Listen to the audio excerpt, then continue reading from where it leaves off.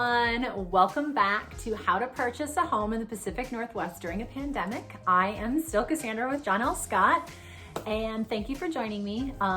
Last week, we talked a little bit about mutual acceptance and timelines and kind of what goes on during that time period. And now in part 5, we're gonna chat a little bit about escrow and title and what that is. So now that you've got the exciting call, we've talked about mutual agreement. You guys are in agreement with your sellers on the purchase of the property. So now the next thing we're gonna do is we're gonna open escrow. What is escrow, you say? Well, escrow is an agreement with a third party to hold a large sum of money and say it may be a property until conditions in a contract are met, like the sales agreement.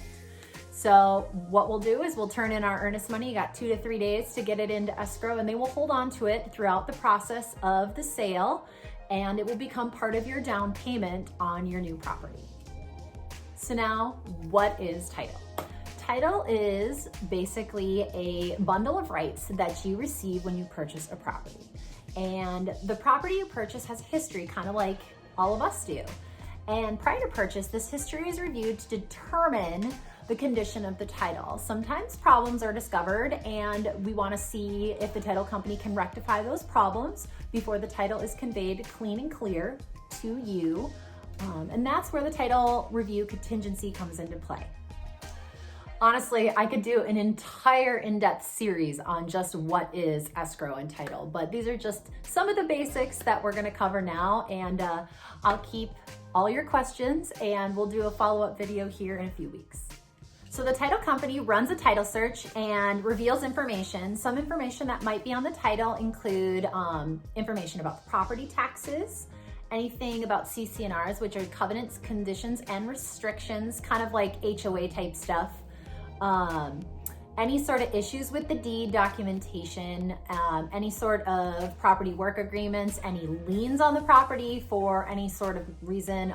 Some liens that you'll see is, a loan will have a lien, a second mortgage or a HELOC will have a lien on the property.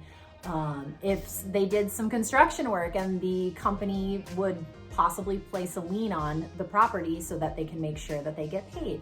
So it's just making sure that they're following up and they're looking into all these potential claims against the property and making sure that they're all taken care of before, again, it is conveyed to you at sale. Another question I get a lot is, what is title insurance? There's homeowners insurance, car insurance, all sorts of different insurances, but what is title? To put it simply, title insurance protects real estate owners and lenders from any property loss or damage they might experience due to liens, encumbrances, or any sort of defects that are found on the title after they close on the property. One example is title insurance protects against claims from defects.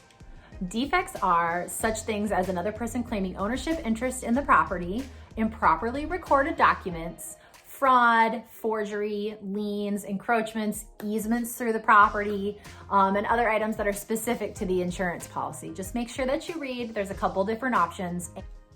Okay, so I know that was an absolute lot with escrow and title insurance, but I hope I gave you some basic information of what the items are and what we're looking at. And now, next week, we're gonna talk a little bit more in part 6 about the actual home inspection. I'm really excited. Home inspections are probably some of my favorite days, probably third on the list. But yeah, until then, thanks for stopping by.